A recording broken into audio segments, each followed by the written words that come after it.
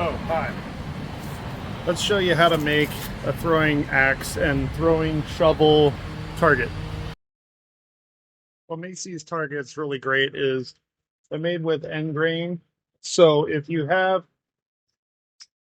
a couple that's split out, you can always replace part of it without having to replace the entire target. What we're going to do is we're going to cut these up into 3.5 long pieces. So I'm going to cut the first one at 3.5, mark it here, and cut it with a chop saw. You can use other saws, but I want to get this done sometime in my lifetime. So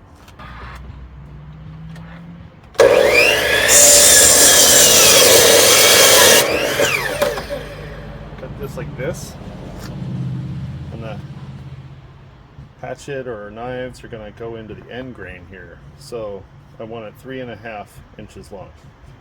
I'm going to be putting a stop in. Okay,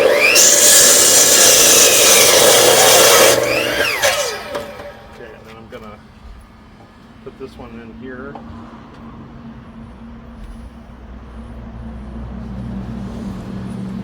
Use a clamp here, stick it in my, put it on the end here so it doesn't get hung up on the blade. Okay, and we're going to check it. 3.5.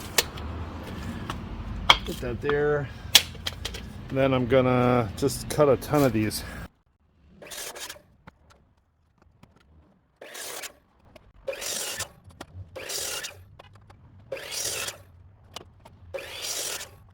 Next thing I'm going to need to do is I'm going to have to take all of these 4x4 pieces that I've cut, and I'm going to lay them out on this 1/2 inch backer board so I can get an idea of the size and scope of this target. That target backer board is going to have a screw through each individual 4x4. So if I need to replace them individually, I can just take that screw out and pop out the 4x4. And I have a 2x4 frame around these, so I'm going to offset this on the backer board by about 1.5 inches on all sides.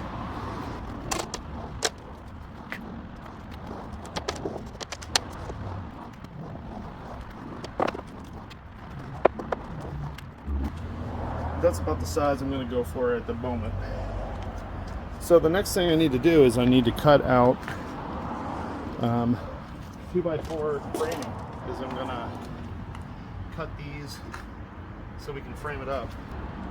I'm making these out of pressure treated because it's going to be outside, and I want the frame at least to hold it all together.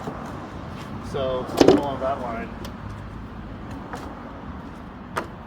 I have a general idea of this design in my head, but as you can see, I'm kind of just making it up right now. So we're going to make that frame. I'm going to cut these on the chop saw. These ones are going to be whatever the length of that is, and then these are going to cap this, and underneath there, cap that on the bottom. I cut this first piece to 36 inches.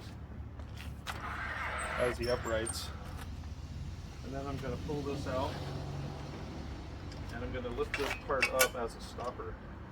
I'm going to sink some of these big timber screws into the ends of these, 1, 2, 3, 4 on both ends. Before I do that, I'm going to pre-drill. It's a good idea. So I have this clamped, just a Harbor Freight cheapo clamp, and I'm gonna pre-drill this with this drill bit, and then these are just timber kind of ledger screws, but you can use other just regular wood deck screws too. I just want super heavy duty. Okay, so you're gonna go pre-drill these, then screw these in, and then one down there, one, two there, and then 2 on either end of those. Once you get the frame cut and everything screwed up, then you're going to take your backer board and you're going to mark it where you're going to cut it. You just cut that with a circular saw or jigsaw, whatever you got.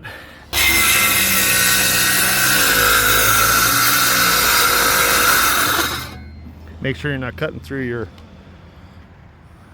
your sawhorses. I made kind of a grid by going, okay, halfway down these, and then halfway down here will give me the center of all these. So 1, 2, 3, 4, 5, 6, 7, 8, 9, 10. 1, 2, 3, 4, 5, 6, 7, 8, 9. So that's 90 of these. So that should give me 90 centers for all these, right? So 1, 2, 3, 4, 5, 6, 7, 8, 9, 10. 1, 2, 3, 4, 5, 6, 7, 8, 9. Okay, so that's 90 centers. So I'm just going to screw in wherever these are. That's where I screw it into. And I use that to help me, and a pencil. All right, that's the last one. Through the power of editing, you didn't have to watch all that, but I had to do it. So center for this is going to be 5 feet from the floor to the center, so roughly to about here. So I'm going to cut this 5 feet. I'm going to attach it up to about here, and then I'm going to have another, it's going to tilt back a little bit, and it's going to have like an A-frame come off of it. So got it done. I made a tripod out of it. I might add some extra standy legs here too, but this is what it looks like.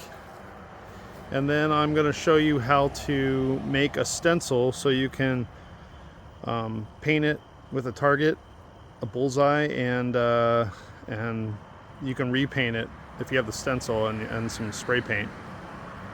One of the key things you're going to need to do is you're going to need to give it water. So you're going to just pour water onto the end grain, and the end grain will soak it all up. And that helps it to reseal when you throw axes at it. And it'll help expand some of them where they have some spaces. Okay, if you're going to put on a really quick way of making your bullseye, you're going to measure down 3 inches. This will give you a 6-inch in diameter bullseye from center. Then from there you're going to measure another 3 inches, make a hole, make another 3 inches, another hole, and another 3 inches, and then you're just going to rotate that around with a Sharpie. Drag this around, keep fixing it as you go. Then you just pull that out the middle, and you'll have a target. Okay, I'm just going to try to freehand this. It's going to look like crap at first, but gets a point across. There we go. If you're feeling really good at freehanding, you could always try spray painting your circle, making it a little heavier. I decided to finish it off with a hand done spray paint. It's gonna get battered anyways, so it's not gonna be perfect, but that's pretty good. So these are 72-degree quadrants, and then you can put like 1, 2, 3, 4, 5. That way you can call out your hits if you want to, or call out bullseye. So I separated this into quadrants, and this is about where I'll throw from.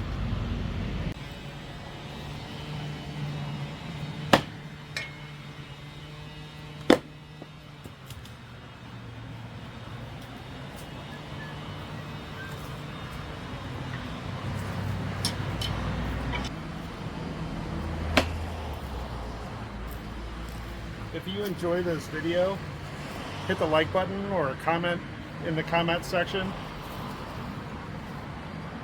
I have a lot of other videos you can watch, and check out my channel, maybe subscribe, and you'll see more weird stuff like this.